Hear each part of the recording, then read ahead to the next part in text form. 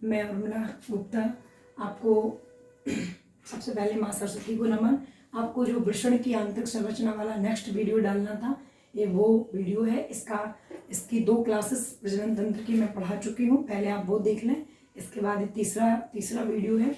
मैंने पहली क्लास में आपको प्रजनन के बारे में बताया है, दूसरी क्लास में मैंने आपको पहली क्लास में प्रजनन के बारे में बताया, और उसमें मैंने बताया था कि नर प्रजनन तंत्र अलग है, मादा प्रजनन तंत्र अलग है। सेकंड वीडियो में नर प्रजनन तंत्र का कुछ भाग कंप्लीट करवाया है, जिसमें मैंने बताया था कि नर प्रजनन तंत्र को अध्ययन की दृष्टि से हम 2 भागों में बांटकर पढ़ सकते हैं। पहला प्राथमिक लैंगिक अंग और दूसरा द्वितीयक लैंगिक अंग।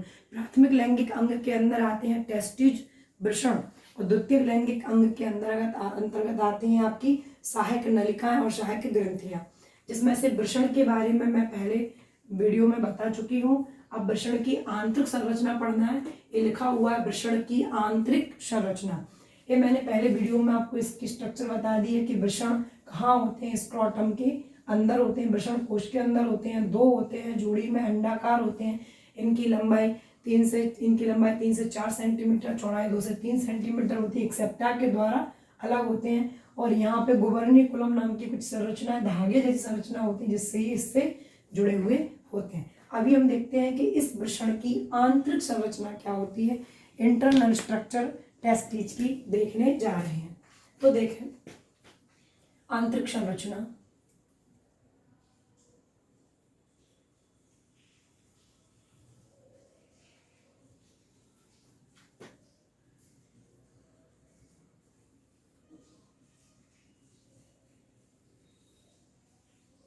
ये डबल मेम्ब्रेन होता है।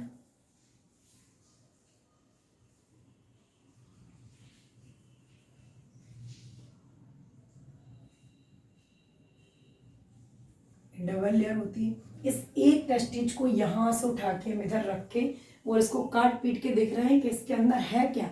इसके अपन शल्य क्रिया कर रहे हैं, इसका ऑपरेशन करके इसको देख रहे हैं। तो जब इसको काट के देखा तो इसके अंदर कुछ ऐसे अलग अलग चैम्बर टाइप के बने हुए दिखाई दिए हैं। कुछ ऐसे चैम्बर बने हुए हैं, कुछ इस टाइप की संरचनाएं बनी हुई हैं। अब देखें इन संरचनाओं को क्या कहा। ये जो चैम्बर टाइप के दिखाई दिए अलग अलग, इनका नाम क्या है। पहले तो ये देखें कि ये क्या है। तो ये है वृषण, वृषण यानी टेस्टिस। अब इस संरचना को क्या कहते हैं। तो ये है वृषण के अंदर है, इसलिए इसको बोलते हैं वृषण पालिका।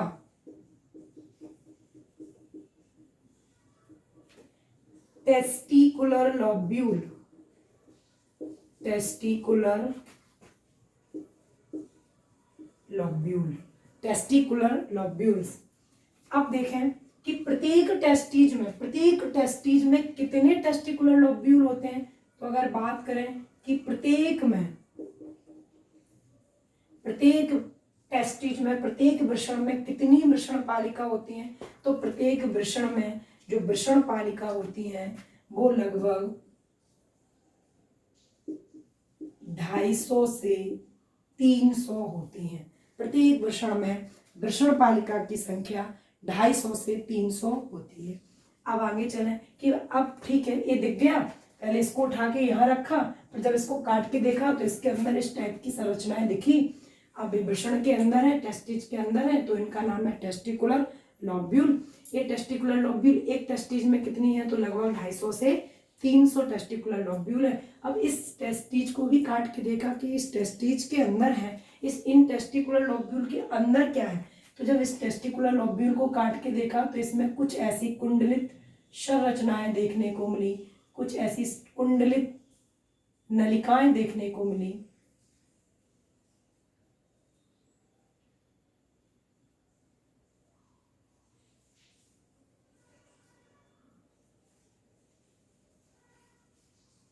इस टाइप की कुछ नलिकाएं देखने को मिली, और प्रत्येक टेस्टिकुलर लॉब्यूल में, प्रत्येक वृषण पालिका में ये 1 से लेकर 3 तक थी। किसी में 1, किसी में 2 और किसी में 3 देखने को मिली। देखें वृषण पालिका के अंदर क्या देखने को मिली। ये नलिकाएं, इन नलिकाओं को क्या कहते हैं? तो इन नलिकाओं को बोलते हैं, इन नलिकाओं का नाम है शुक्रजनक नलिका। शुक्रजनक नलिका, इंग्लिश में बोलते हैं सेमिनिफेरस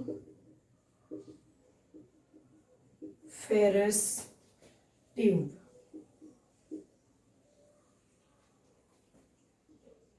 सेमिनिफेरस ट्यूब्स, इसको बोलते हैं सेमिनिफेरस ट्यूब या ट्यूब्यूल्स।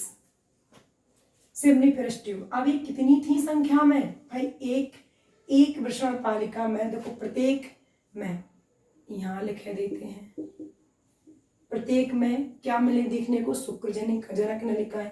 अभी कितनी थी संख्या में? तो ये थी संख्या में 1 से 3, 1 से 3, किसी में 1, किसी में 2, किसी में 3 देखने को मिली शुक्रजनक नलिकाएं। ठीक है भाई, मिल गई देखने को। अब चलते हैं आगे। जब मैंने टेस्टिज को काटा तो इसमें टेस्टिकुलर लॉब्यूल देखने को मिले, जो कि एक टेस्टिज में 250 से 300 थे।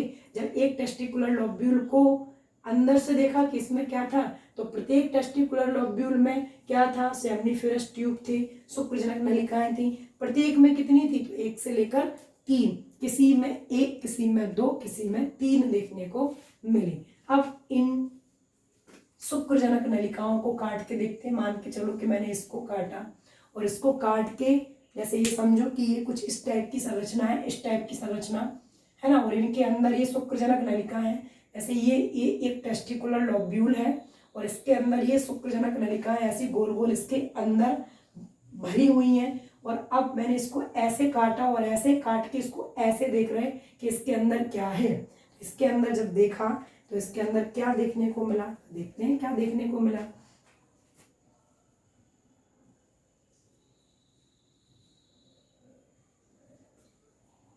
देखो ये दो बार काट के देख रहे हैं ना, तो इसमें 2 ही हो गई।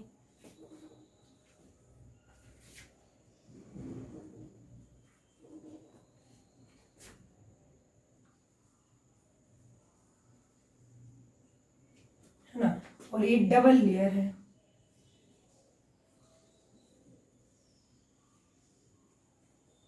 बाहर एक कोशिकाओं का स्तर अलग है और अंदर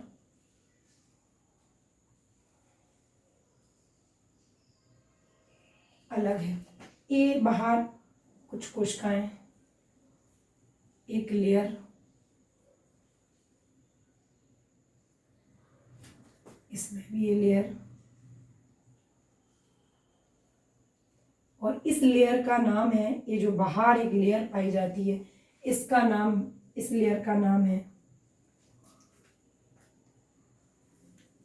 ये 2 क्या देखने को मिली? एक इसको टेस्टिकुलर लॉब्यूल को काटा तो 2 सेमिनिफेरस ट्यूब देखने को मिली। और ये सेमिनिफेरस जो ट्यूब थी, इसके बाहर एक लेयर पाई जाती है जिसका नाम ट्यूनिका प्रोप्रिया, ट्यूनिका प्रोप्रिया कहते हैं। अब इसके अंदर चलें तो इसके अंदर कुछ कोशिकाएं देखने को मिली। कोशिकाएं कैसी थी? देखें, कुछ ऐसी छोटी छोटी कोशिकाएं और कुछ बड़ी बड़ी कोशिकाएं, कुछ छोटी छोटी कोशिकाएं, कुछ बड़ी बड़ी।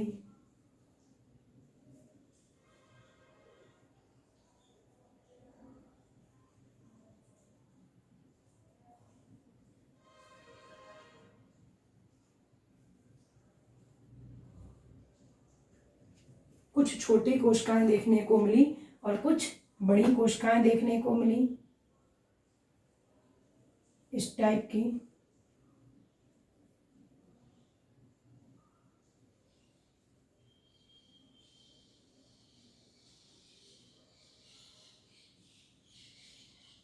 आप सब लोग कॉपी पेन लेके बैठें और साथ साथ में ही नोट्स बनाते जाएं। इन सब चीज़ों को लिखना बहुत ज़रूरी है। सब कॉपी पेन लेके बैठें, इसका डायग्राम बनाएं, इसके अपने हाथ से नोट्स बनाएं, है ना। इसके प्रत्येक लाइन से क्वेश्चन बनेगा, प्रत्येक लाइन से क्वेश्चन बनेगा। देखें, तो ये कुछ कोशिकाएं देखने को मिली और कुछ कोशिकाएं बाहर देखने को मिल गई। इनके बाहर भी कुछ कोशिकाएं देखने को मिलेंगी, कुछ यहाँ ऐसी कोशिकाएं देखने को मिली। देखें ये कोशिकाएं कौन कौन सी थी। जो बाहर कोशिकाएं देखने को मिली इनको बोलते हैं लीडिंग सेल।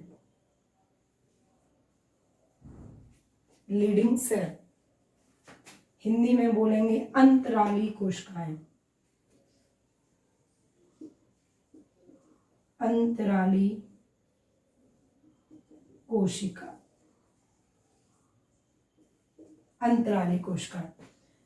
जो कोशिकाएं ये अंदर थी, ये वाली छोटी छोटी, इन छोटी छोटी अंदर की कोशिकाओं का नाम है। अच्छा इसको मैं क्लीन कर दूं, इसको मैं क्लीन करती हूँ। अगर आपका स्क्रीनशॉट लेना है तो आप स्क्रीनशॉट ले लें इसको। अब मैं इसको यहाँ क्लीन करती हूँ और आगे सभी लोग कॉपी पेन लेके पूरे diagram 1 by 1 step by step diagram बनाते जाएं और अच्छे से समझें। जो बाहर वाली कोशिकाएं इनको लीडिंग सेल बोलते हैं, अंतराली कोशिकाएं बोलते हैं। और जो अंदर कोशिकाएं, अंदर मतलब ये छोटी वाली जो कोशिकाएं हैं, इन छोटी वाली कोशिकाओं का नाम है जर्म सेल। जर्म कोशिकाएं, जर्म सेल्स। और ये जो बड़ी वाली कोशिकाएं दिख रही, ये बड़ी वाली कोशिकाओं का नाम है Sertoli cell. Sertoli cell, Hindi में भी सर्टोली, इंग्लिश में भी सर्टोली। जर्म सेल तो 3 प्रकार की कोशिकाएं देखने को मिली, Leydig cell, germ cell. Germ cell मतलब जनन कोशिकाएं, जनन कोशिकाएं,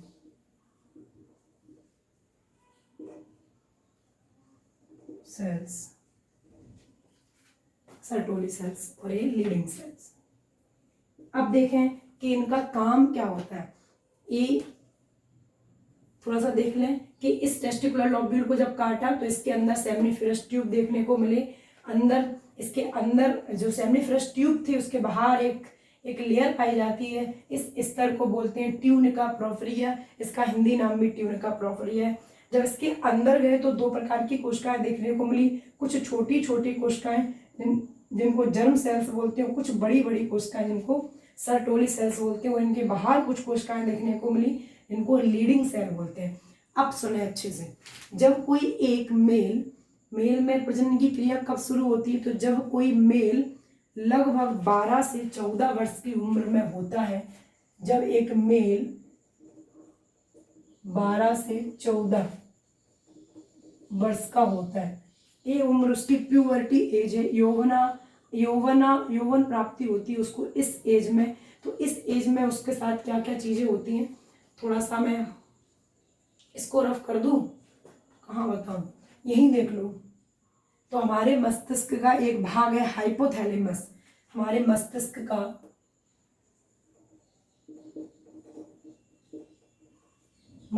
का एक भाग है हाइपोथैलेमस। इस हाइपोथैलेमस से एक ग्रंथि जुड़ी हुई है। इस हाइपोथैलेमस से एक ग्रंथि जुड़ी हुई है। इस ग्रंथि को कहते हैं पीयूष ग्रंथि। पीयूष ग्रंथि। इस पीयूष ग्रंथि के 2 भाग होते हैं। ये हाइपोथैलेमस मस्तिष्क का भाग है। इस पीयूष ग्रंथि के 2 भाग होते हैं, अग्रभाग और पश्चभाग। अग्र पीयूष और पश्च पीयूष। इस हाइपोथैलेमस से एक हार्मोन निकलता है जो अग्र पीयूष को प्रेरित करता है। इस हार्मोन का नाम है GnRH। GnRH हार्मोन हाइपोथैलेमस से निकलता है और अग्र पीयूष ग्रंथि को स्टिमुलेट करता है, प्रेरित करता है हार्मोन निकालने के लिए। तो पीयूष ग्रंथि एक्टिव हो जाती है और बहुत सारे हार्मोन निकालती है, जिसमें से इस वाले चैप्टर में मुझे 2 हार्मोन्स की जरूरत है और मैं आपको बताती हूँ कि ये 2 हार्मोन कौन कौन से निकालती है। तो ये 2 हार्मोन जो निकालती है वो है, एक तो LH और एक है आपका FSH। LH और FSH अभी मैं इसको रफ करके आपको पूरा बता दूंगी, क्लियर। LH का फुल फॉर्म होता है ल्यूटिनाइजिंग हार्मोन। FSH का फुल फॉर्म होता है फॉलिकल स्टिमुलेटिंग हार्मोन। और GnRH का फुल फॉर्म होता है गोनेडोट्रोपिन रिलीजिंग हार्मोन। अभी देखें इन तीनों हार्मोन का काम क्या है।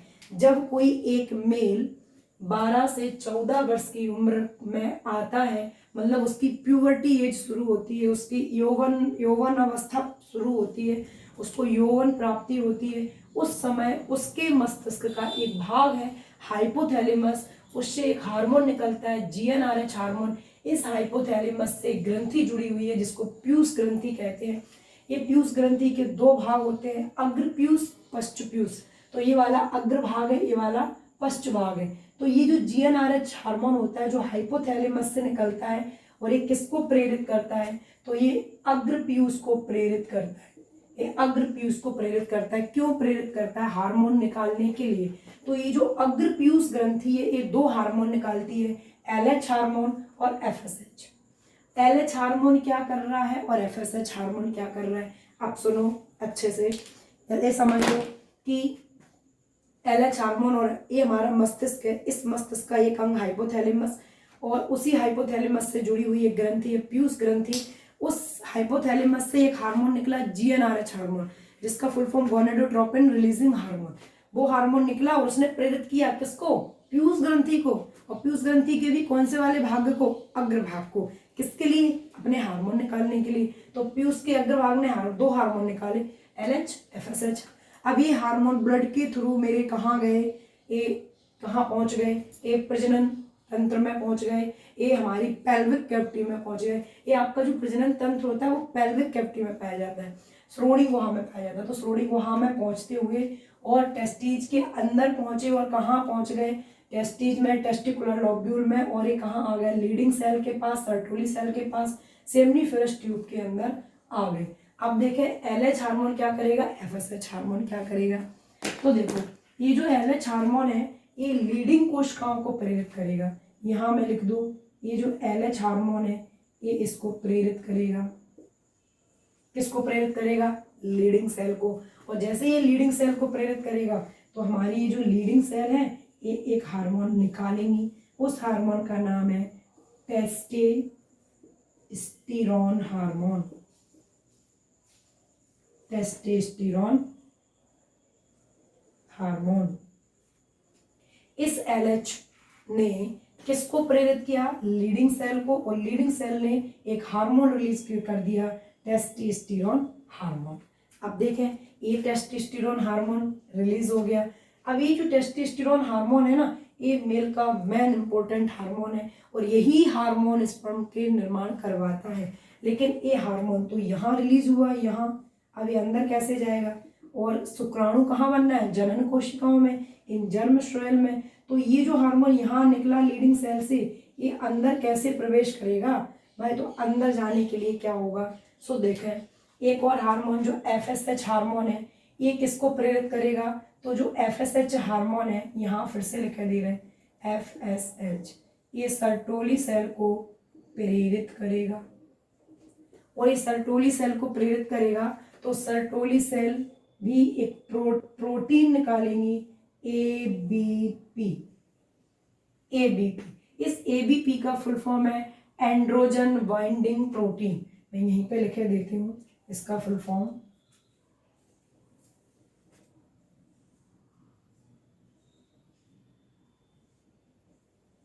एंड्रोजन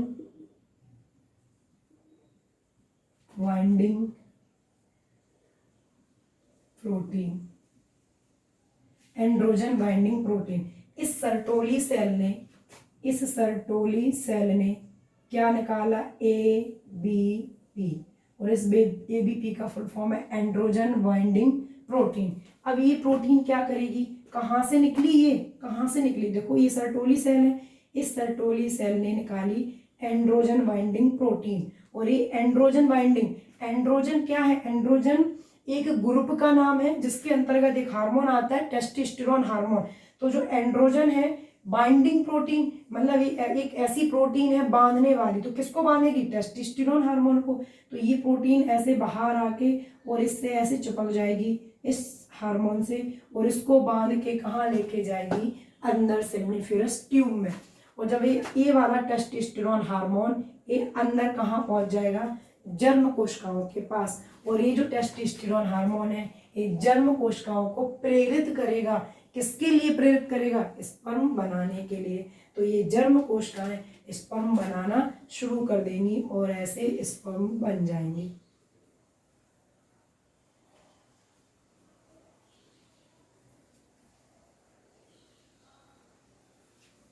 ऐसे स्पर्म का निर्माण होता है। एक बार फिर से देख लो, 12 से 14 वर्ष की उम्र होगी तो हाइपोथैलेमस एक्टिव होगा, GnRH हार्मोन निकालेगा, जिससे अग्रपीयूष प्रेरित होके दो हार्मोन निकालेगी, LH FSH। LH का फुल फॉर्म है ल्यूटिनाइजिंग हार्मोन, FSH का फुल फॉर्म है फॉलिकल स्टिमुलेटिंग हार्मोन। यहाँ पे लिखे दे रहे हैं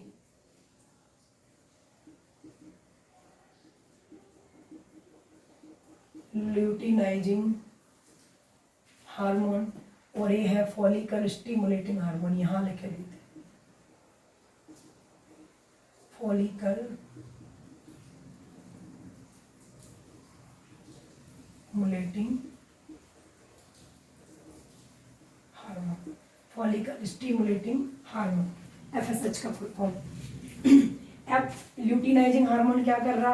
तो ये लीडिंग सेल को प्रेरित कर रहा। इसने लीडिंग सेल को प्रेरित किया तो लीडिंग सेल ने टेस्टोस्टेरोन हार्मोन निकाला। टेस्टोस्टेरोन हार्मोन लीडिंग सेल से निकल के इधर आ गया। अब FSH क्या कर रहा? तो ये सर्टोली सेल को प्रेरित कर रहा। सर्टोली सेल ने ABP एंड्रोजन बाइंडिंग प्रोटीन निकाली, एक प्रोटीन निकाली सर्टोली सेल ने, और ये जो टेस्टोस्टेरोन हार्मोन बाहर निकल रहा था इसको लेके अंदर गई ये टेस्टोस्टेरोन हार्मोन। तो इसने प्रेरित किया, किसको प्रेरित किया? ये जर्म कोशिकाओं को प्रेरित किया। ये जर्म कोशिकाएं हैं छोटी छोटी, इन जर्म कोशिकाओं को प्रेरित किया टेस्टोस्टेरोन ने, और ये जर्म कोशिकाएं प्रेरित होकर स्टिमुलेट होकर इनने क्या बना दिए? स्पर्म बना दिए। ये स्पर्म का निर्माण हो गया। पूरी कहानी समझ में आ गई कि स्पर्म कैसे बन रहे हैं? पूरी कहानी समझ में आ गई। अब देखो टेस्टोस्टेरोन का और भी काम होता है। ये टेस्टोस्टेरोन द्वितीयक लैंगिक लक्षणों का भी काम करता है। जैसे एक तो ये स्पर्म का निर्माण करवा रहा टेस्टोस्टेरोन हार्मोन, हमने देख लिया कि ये स्पर्म का निर्माण करवा रहा।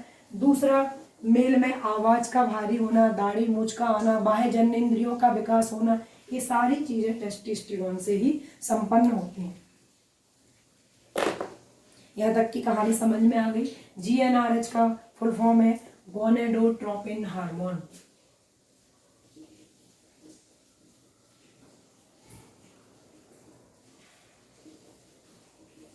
Tropine hormone. ये पूरी कहानी समझ में आ गई आपको। ये आपकी टेस्टिस की आंतरिक संरचना है पूरी कंप्लीट। इसके आगे की अगर हम बात करें कि ये तो पता ही चल गया, एक बार इसको साफ करके और फिर से कुछ चीज़ें बता देते हैं, देख लो। ये पूरा समझ में आ गया, इसका आप स्क्रीनशॉट ले लो और इसको अपनी कॉपी में बना लेना। आपको चीज़ें अगर समझ में आ रही हैं तो लाइक कर दिया करो वीडियो को, और जिनने चैनल को सब्सक्राइब नहीं किया वो सब्सक्राइब भी कर लो। आगे देखें,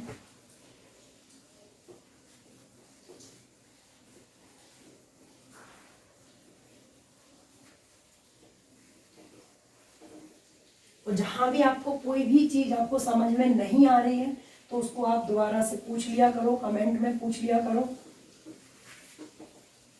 मैं कोशिश करूंगी कि आपके प्रश्न का नेक्स्ट वीडियो में जवाब भी दे दूं। आप पूछोगे नहीं जब तक तो मैं जवाब दे नहीं पाऊंगी। अंतर्यामी तो हूँ नहीं कि मुझे आपके अंदर के क्वेश्चनों का पता चल जाए। अब देखो कुछ पॉइंट हैं जो हमें लिखना है। देखो एक बार फिर से वो जो संरचना यहाँ मैंने डायग्राम बनाया था उसके बारे में एक बार बता देते हैं कि देखो जो जर्म कोशिकाएं हैं, जर्म कोशिकाएं ये क्या कर रही हैं? तो जर्म कोशिकाओं से शुक्राणुओं का निर्माण हो रहा। शुक्राणुओं का निर्माण। सर्टोली कोशिकाएं क्या कर रही?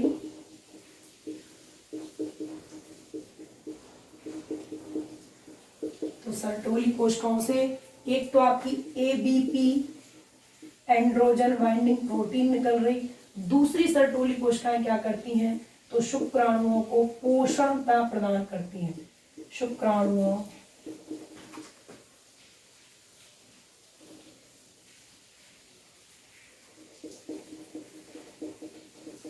पोषणता प्रदान करती हैं, सर्टोली सेल। तीसरी कोशिकाएं थी लीडिंग सेल, लीडिंग कोशिकाएं। ये क्या कर रही थी, इन्होंने एक हार्मोन निकाला था टेस्टोस्टेरोन हार्मोन, जो कि एक मेल हार्मोन है। टेस्टोस्टेरोन हार्मोन एक मेल हार्मोन है। इस हार्मोन के निकलने से जो एक बच्चा होता है ना, छोटा सा बच्चे, तुम एक मेल बच्चे को देख लो, एक फीमेल बच्चे को देख लो, लगभग सेम ही लगते हैं, लेकिन जब उनकी प्यूबर्टी एज आती है और उनके अंदर टेस्टोस्टेरोन हार्मोन निकलना शुरू हो जाता है, तो एक वो बच्चे से युवावस्था में एक मेलनेस उसमें आ जाती है, उसकी आवाज़ भारी हो जाती है, दाढ़ी मूंछ का आना शुरू हो जाता है, स्पर्म निर्माण क्रिया, शुक्र जनन की क्रिया शुरू उसके अंदर हो जाती है। तो ये जो टेस्टोस्टेरोन हार्मोन है, ये मेलनेस को बढ़ाता है, ये मेल हार्मोन है। इसके बाद ये तीनों मैंने कोशिकाओं के काम बता दिए और उनके मैंने हार्मोन के बारे में बता ही दिए थे, जो हमारे कहाँ से निकलते हैं, जो हमारे मस्तिष्क से निकलते हैं। अब मानव में शुक्र जनन को पूर्ण होने में कितना समय लगता है, तो ये देखो, मानव में कुछ पॉइंट है जो लिख लो। मानव में शुक्र जनन पूर्ण होने में शुक्र जनन पूर्ण होने में 74 दिन का समय लगता है ना। मतलब जो शुक्राणु बन रहे हैं ना, उनको कंप्लीट समय 74 दिन का लगता है, लेकिन वो बनते रहते हैं। ऐसे नहीं कि एक बार बन गए फिर 74 दिन बाद बनेंगे, वो बनते रहते हैं। लेकिन जो एक बार शुक्राणु जन्म की जो क्रिया होती है वो कितने दिन में कंप्लीट होती है, तो 74 दिन का समय लगता है। अब शुक्र जनन के लिए कुछ विटामिन चाहिए, तो शुक्र जनन के लिए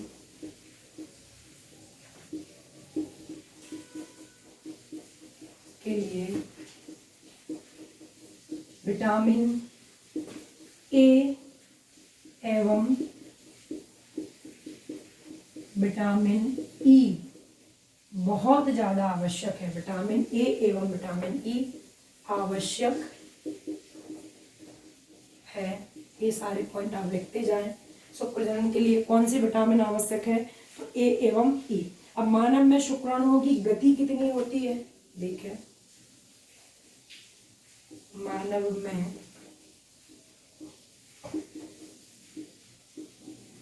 शुक्राणुओं की गति जो होती है मानव में, वो होती है 1 से 3 सेंटीमीटर पर सेकंड। इतनी गति होती है मानव में शुक्राणुओं की। लगभग 1 सेकंड में 1 से 3 सेंटीमीटर तक वो गति कर सकते हैं। ये आपकी आंतरिक संरचना। ये आपका टेस्टीज कंप्लीट हो गया। ये जो टेस्टीज था वो कंप्लीट हो गया। अब टेस्टीज के बाद जो प्राथमिक लैंगिक अंग टेस्टीज था, वो टेस्टीज कंप्लीट हो गया है। अब जो अगली हेडिंग है वो द्वितीयक लैंगिक अंग की सहायक नलिकाओं की है, जो मैं आपको नेक्स्ट वीडियो में बताऊंगी। और अगर आपको ये सारी चीज़ें समझ में आई हैं तो वीडियो को लाइक कर देना, सब्सक्राइब कर देना और अच्छे अच्छे कमेंट करके मुझे बताना कि कैसा लगा वीडियो। धन्यवाद।